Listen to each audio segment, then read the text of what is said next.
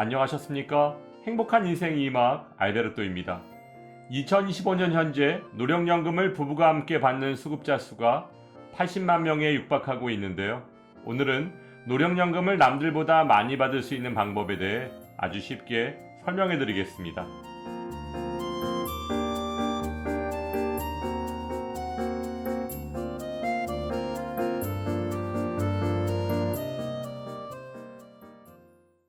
국민연금을 10년 이상 가입한 사람이 받을 수 있는 가장 일반적인 형태의 국민연금인 노령연금을 함께 받는 부부가 2025년 1월 기준 80만 명에 육박하는 것으로 나타났습니다. 국민연금공단에 따르면 2019년 35만 쌍이었던 노령연금 부부 수급자가 2024년 말 78만 명으로 5년 만에 2배 이상 증가했고 이제 80만 명에 이르게 된 것인데요. 이렇게 노령연금 부부수급자의 증가와 함께 이들이 받는 월평균 노령연금 합산 금액도 지난 1월 기준 111만 원으로 해마다 증가하고 있습니다. 또한 국민연금공단에서는 노령연금을 부부 합산 기준 월 543만 원을 받는 사례를 소개하고 있는데요. 이는 부부 기준 적정 노후생활비 월 296만 원을 훨씬 웃도는 금액입니다. 이처럼 부부 고액 노령연금 수급자는 1988년부터 시행된 국민연금 제도 초기에 상대적으로 소득 대체율이 높았던 시기부터 보험료를 납부한 장기 가입자가 다수입니다. 그렇다면 이들 부부처럼 노령연금을 남들보다 훨씬 많이 받을 수 있는 방법에는 어떤 것들이 있을까요? 그 방법을 6가지로 정리해보면 노령연금을 늘리는 방법 첫 번째는 추납입니다.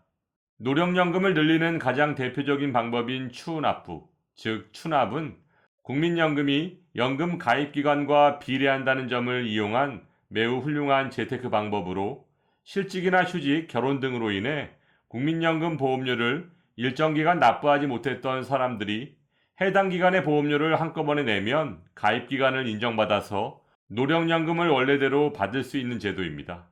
참고로 추납은 119개월까지만 가능하며 추납해야 할 금액이 클 경우 최대 5년까지 분할 납부도 가능합니다. 노령연금을 늘리는 방법 두 번째는 임의가입입니다. 국민연금 의무가입 대상인 만 18세 이상, 만 60세 미만 국민 중 학생이나 군인, 전업주부 등이 활용할 수 있는 제도로서 본인이 원해서 국민연금에 가입해두면 남들보다 가입기간이 길어져서 더 많은 수령액을 받을 수 있는데요. 특히 여성은 평균 수명이 남성보다 5에서 6년 더 길기 때문에 적지 않은 도움이 된다는 점 꼭 기억하시기 바랍니다. 노령연금을 늘리는 방법 네 번째는 연기 노령연금입니다.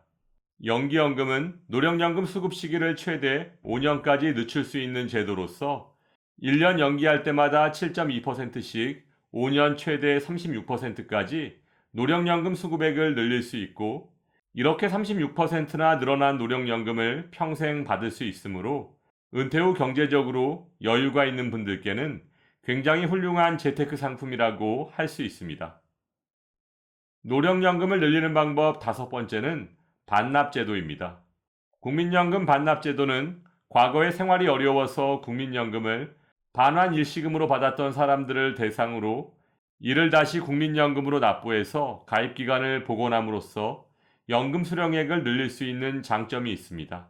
참고로 반납금은 전액을 일시에 납부하거나 금액이 클 경우 최대 24개월까지 분할 납부할 수 있고 반납 신청은 국민연금 가입기간 중 언제라도 할 수 있다는 점 참고하시기 바랍니다.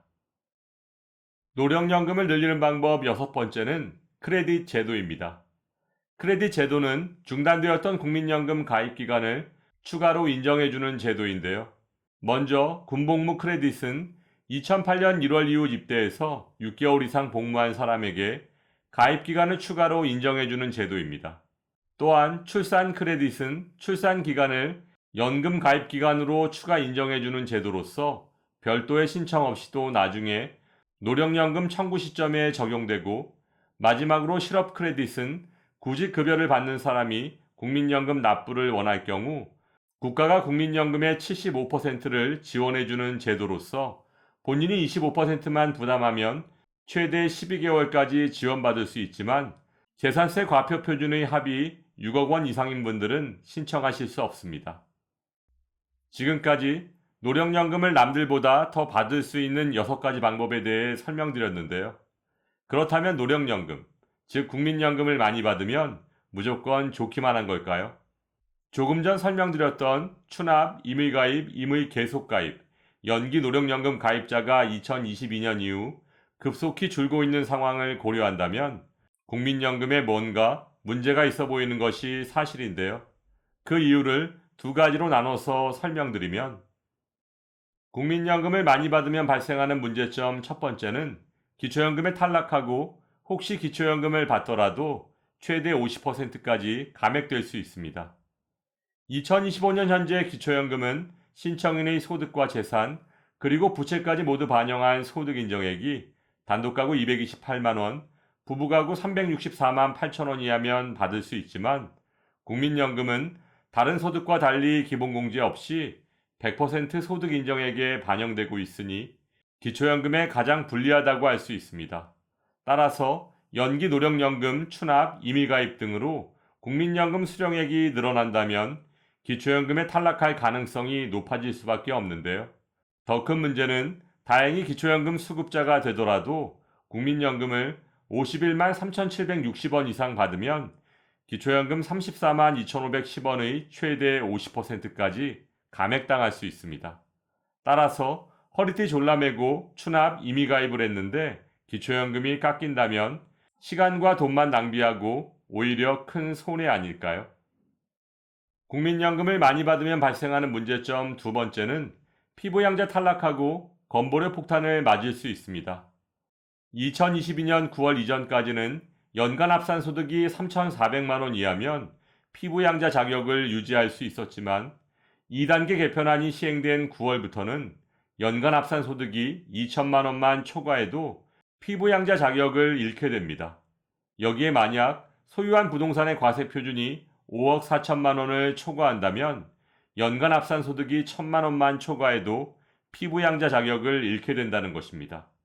쉽게 말해 국민연금을 포함한 공적연금 소득이 월 84만 원 이상만 돼도 피부양자 자격을 상실하게 된다는 것이고, 이로 인해 지역가입자로 변경되면 국민연금을 포함한 공적연금의 50%에 건강보험료가 부과된다고 하니 국민연금을 많이 받는다고 무조건 좋은 것만은 아닌 것 같습니다. 최근 대통령 선거를 앞두고 각 당 후보들이 어르신 정책을 발표하고 있는데요. 차기 정부에서는 무엇보다 불합리한 연금제도의 독소 조항이 하루빨리 시정되기를 바라며 오늘도 알베르토가 어르신들의 행복한 인생 2막을 응원하겠습니다. 행복한 하루 되세요. 좋아요, 구독, 그리고 알림과 공유는 좋은 콘텐츠를 만드는 힘이 됩니다.